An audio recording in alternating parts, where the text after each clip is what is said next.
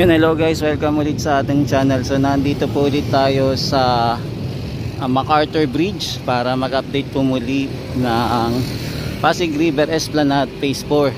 So dito muna tayo magsisimula. Silipin po natin itong Phase 4 kung ano na yung kaganapan dito sa area. At mapapansin din po natin itong magandang tulay ng Jones Bridge. So pinapailawan na po kung mapapansin natin. So pupuntahan po natin yan. Itong pailaw ng Jones Bridge, nakaabang-abang po. So tara, ikot muna tayo dito sa Pasig River Esplanade Phase 4.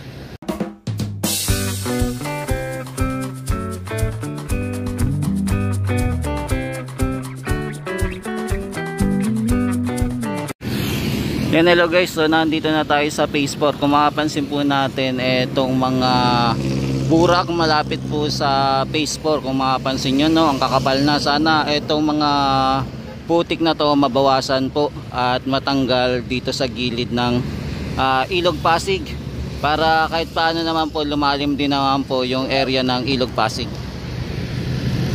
Yan, so ang dami ng mga burak po na naipon, yung mga putik-putik po. So nagiging mababaw na tuloy yung Ilog Pasig. Kung mapapansin po natin, medyo hindi ganun po kalalim yung Ilog Pasig ngayon dahil na rin po sa hindi po pag-ulan-ulan. Yan, so nandito muna tayo nakaharap dito sa Jones Bridge kung saan patuloy pa rin po yung pag-development dito para sa panibagong esplanade na naman po. Pero mapapansin po natin na wala pa po ngayon na construction na nagaganap, no, para po ayusin na po itong natitirang bahagi po ng platform or boardwalk na kailangan na pong sementohin. So abang-abang tayo kung kailan po nila sesementohan itong area na to. So ito po yung ganap ngayon mga tropa. So abangan natin kung kailan nila tatapusin. Yan, tapos sumilip din tayo dito sa area sa kabila, malapit po naman dito sa LRT1 kung saan makapansin po natin itong esplanade po dito na ginagawa po. Kung makapansin po natin na parang halos na po binabaguran na po itong lahat ng area, no, dito sa malapit po sa ating informal settler po. So itong kabuuan nito binabaguran po. Saan kaya dadaan yung mga dito, no, mga informal settler pagka ganun, pagka babakuran na kaya lahat. Yan, so alamin natin kung saan sila makakadaan. So ito na po yung itsura ng ating magiging panibagong Pasig River Esplanade. So ngayon parang nag-clearin muna sila dito, inaayos pa. Tapos ito yung ating pilote, nandito pa rin po yung pilote, at saka po yung barge nandito pa rin po. So nakaabang lang. Tapos may mapapansin pala tayo dito, sina kuya, hindi ko alam kung anong ginagawa nila. Yan, may kinukuha ata.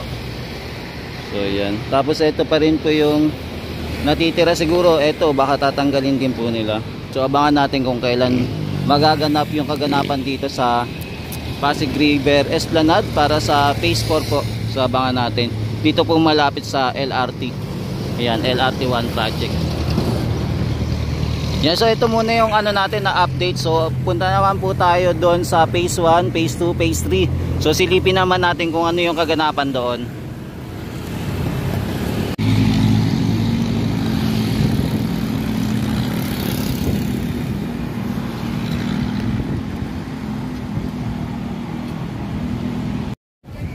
Yan mga tropa, nandito naman po tayo sa Phase 1. Dito muna tayo sisilip-silip kung ano yung mga ganap dito. So mapapansin natin na marami pa rin namamasyal dito.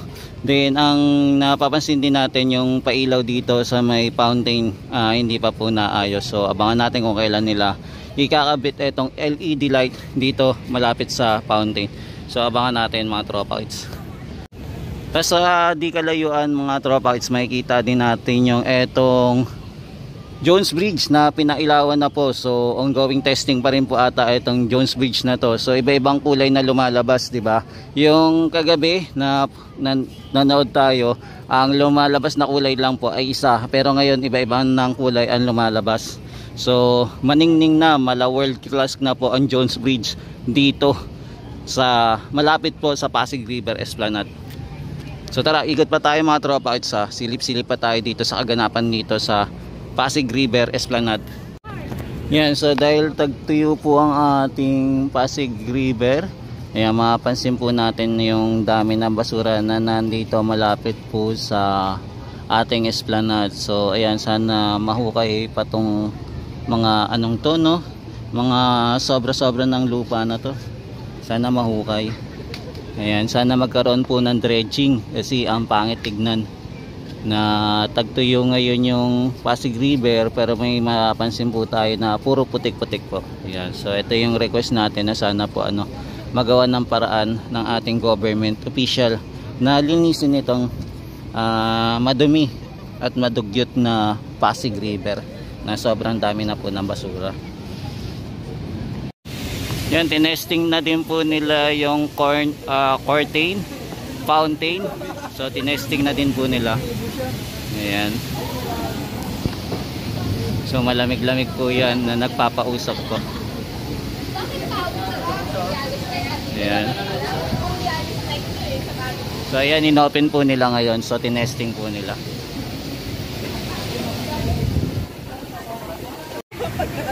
Baka yan ang main attraction.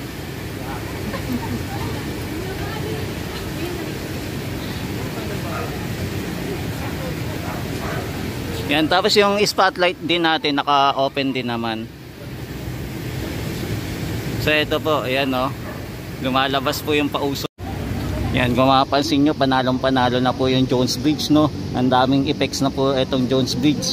Sana hindi lang dito mangyari ito, no, yung ginawa ng ating Filipino-Chinese. Sana meron pa pong ganito na pagpapaganda sa mga tulay, no, na world class ang dating. Kumbaga ma-attract po talaga yung ating mga kababayan, lalo na pag nakikita itong mga pakulay-kulay o pailaw dito sa ating tulay.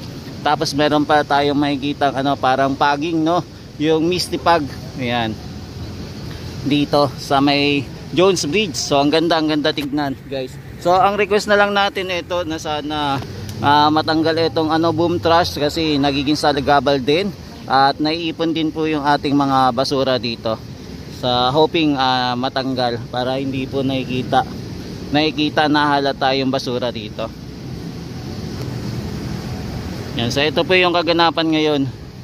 Ayan o, ang ganda talaga. Nakaka-relax mga tropa kids pag naandito kayo.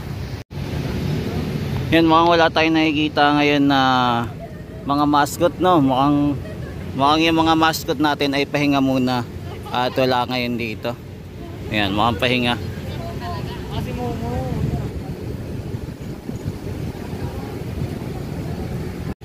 Yan, so ngayon po ay araw ng May 28, 2025. So nandito po ulit tayo, nag-update po muli dito sa kaganapan sa Pasig River Esplanade.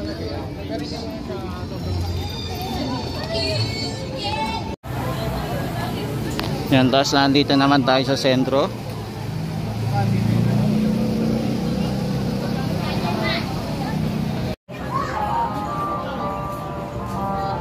Yan yung project po dito, ongoing pa rin, renovate po ng ating Kisame. So inaayos pa rin po. Tapos ito, inaayos din po yung ating CR dito para sa mga PWT. Yan, inaayos pa rin. So dito sa area, inaayos pa rin po. Continuous pa rin yung pag-aayos. Yan, tapos ito naman guys, yung sinasabi natin yung mga speaker na kinabit dito. So abangan natin kung kailan to i-open. Hindi ko pa sure kung naka-connected ito sa 3D light show. So etong mga speaker na to na nakakabit dito sa taas po ng roof deck. So abangan natin. Yan, taas nandito naman po tayo sa Plaza Mexico. So silip lang tayo dito sa Plaza Mexico kung ano kaganapan. Yan, so ito po yung Plaza Mexico.